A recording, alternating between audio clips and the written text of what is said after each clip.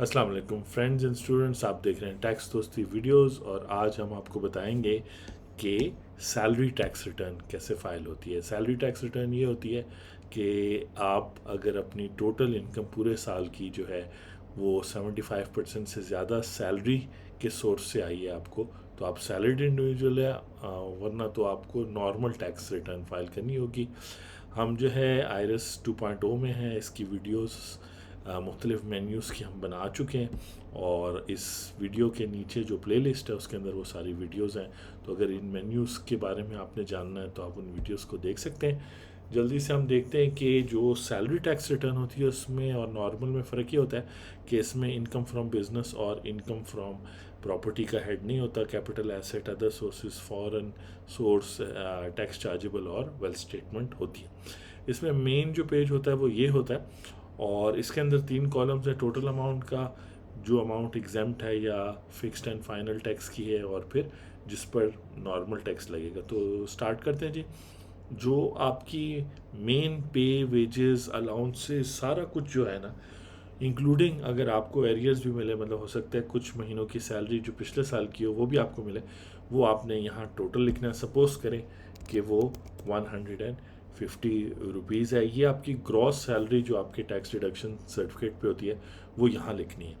इसमें से वो लोग जिनको मेडिकल अलाउंस अलाउड नहीं है वो टैक्स लॉ के मुताबिक मेडिकल अलाउंस क्लेम कर सकते हैं। वो इस तरह कैलकुलेट होता है कि 150 या ग्रॉस सैलरी जो भी है मल्टीप्लाइड बाय 100 डिवाइडेड बाय 110, तो बेसिकली 14 रुपीज़ आएगा। इस केस में मैं कैलकुलेट दबाऊंगा तो बेसिकली ये कैलकुलेट करेगा और आप देख सकते हैं कि 136 रुपीज़ टैक्सेबल है, 14 एग्जाम्प्ट हो गई और 150 ग्रॉस सैलरी थी। तो आप कहेंगे सर ये जो बाकी कॉलम्स हैं इनका क्या काम है? ये बेसिकली कुछ ऐसे लोग जैसे फ्लाइंग और सबमरीन अलाउंस जो है वो एयरफोर्स और नेवी वगैरह को मिलता है, उनका अलाउंस सेपरेटली टैक्स होता है। तो सपोज करें उनका अलाउंस 50 रुपये, वो यहाँ भी आएगा।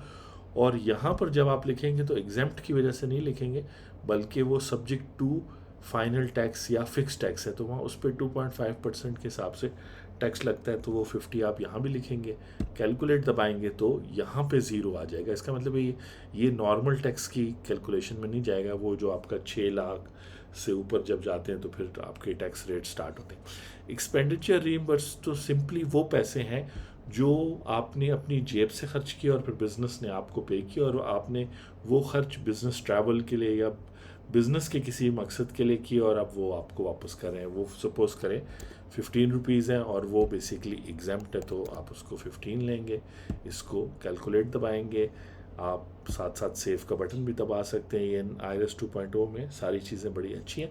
ये जो है वैल्यू ऑफ परक्विजिट्स में, ये भी सेकंड शेड्यूल में एक ख़ास किस्म की एग्जाम्पशन है कि अगर आप होटल में और होटल में खाना आपको मिलता है सब्सिडाइज रेट पे, तो आपकी वो इनकम नहीं है। लेकिन अगर उसकी कोई मॉनेटरी वैल्यू वो लगाते हैं आपके पे स्लिप के अंदर, तो आप उसको अपनी ग्रॉस सैलरी में से माइनस कर सकते हैं। यानी अगर आपको फ्लाइंग अलाउंस या एक्सपेंडिचर रिबर्स या ये है, सपोज करें ये 35 रुपीज़ है, तो मैं इसको यहाँ क्योंकि ये एग्जाम्प्ट है तो मैं इसको मिडिल कॉलम में भी लिखूंगा ताकि मेरी मेन टैक्सेबल सैलरी 136 ही रहेगी।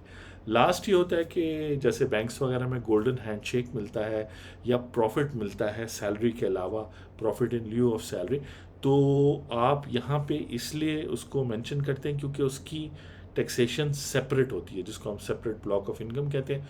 और आप कहेंगे कि सर वो रेट कहाँ पे लिखना है या इसका रेट कहाँ पे लिखना है? तो बेसिकली पहले तो आप समझ लें कि golden handshake, employment termination benefit और प्रॉफिट इन ल्यू ऑफ पे वगैरह जो है, सपोज करें आपको लमसम काफ़ी मिल रही है 100 रुपीज़ और आपको वो फारिग करे, तो आप ये 100 यहाँ पे लिखेंगे ना, इसलिए नहीं कि ये एग्जाम्प्ट है, बल्कि इस पे सेपरेट ब्लॉक ऑफ टैक्स यानी रेट इस पे सेपरेट लगना है। तो आपकी टैक्सेबल सैलरी 136 वही ग्रॉस इनकम और उसमें से मेडिकल अलाउंस है। ये बाकी स्पेशल अलाउंसेज हैं।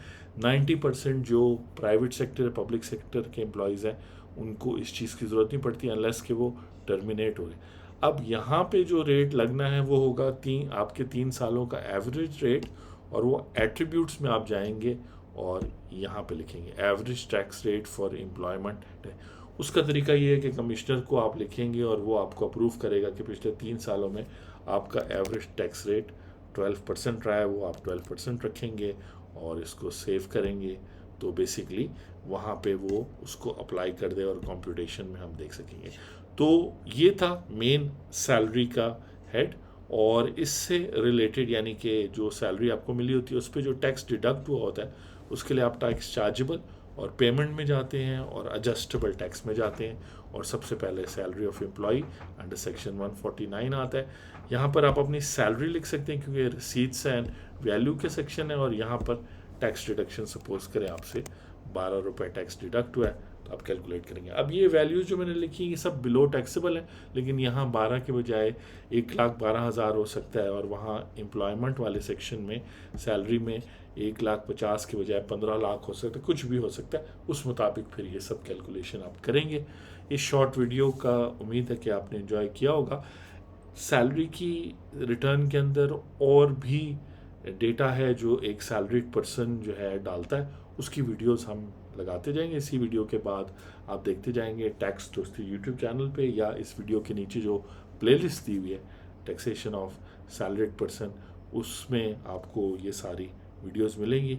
तो यहाँ पे अगर आप सिंपल, बिल्कुल एक सिंपल आपकी सैलरी है और 6 लाख से ज़्यादा है टैक्स ईयर 2023 में, तो आप अपनी रिटर्न फाइल करें और उसमें अपनी सैलरी डालें 8 लाख रुपए और उस तरह टैक्स डाल दें।